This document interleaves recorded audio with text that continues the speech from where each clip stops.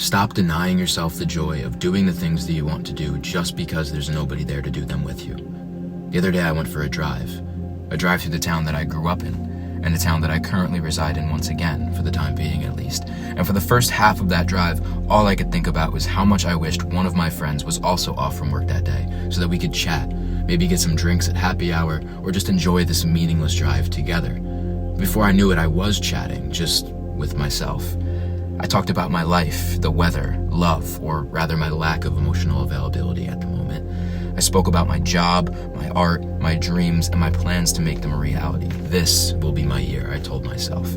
I shared a few secrets, crushes, mistakes, memories, the things that I wouldn't share with anybody else. And eventually, I was talking about my childhood. Not the things that you would talk about in therapy. We covered those parts earlier in the drive.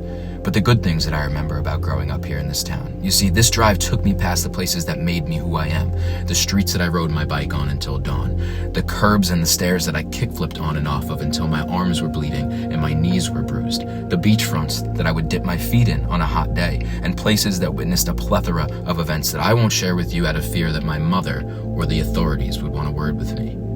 The end of this drive brought me to a park that my parents and family members would bring me to when the backyard just wasn't enough.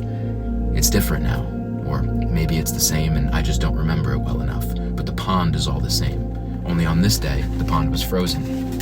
When I arrived there, a young man was practicing his skiing. He had a PVC pipe dug into the snow below a makeshift ramp to practice his slides. He was alone. I watched him for a moment, and then I continued walking. There's a drainage system for the pond into a neighboring estuary. I used to call it a waterfall as a child. I was always so excited to see it when I would go there. I was impressed by it, mesmerized even. By the time I reached it, I saw another man, also alone, and he was walking on the ice, as if there was no risk of him falling through. And this too impressed me, because when I was a child, my parents would tell me that this was dangerous, that doing this was off limits. But I was alone today in this moment, and also 27 years old. No parents there to tell me no, and no parents there to tell me otherwise. Still, I continued walking. My shoes sunk into the snow as I found a bench to continue watching the world from, but I could not stop thinking about the ice. I saw some footprints leading to it, ones bigger than mine, so I was sure that the individual carried more weight than I did. But I still continued watching. And now there were two other men. They were ice skating across the pond together, gliding to sections that I'd never even dreamed of reaching without a small boat. Surely, I thought, it couldn't hurt to follow these footsteps myself.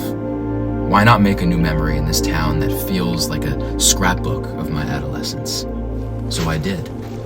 I'd never done this before, and if I would have stayed in my room pouting about my lack of company on my day off from a job that drains the life from me for 30 hours a week, that fact would have remained true.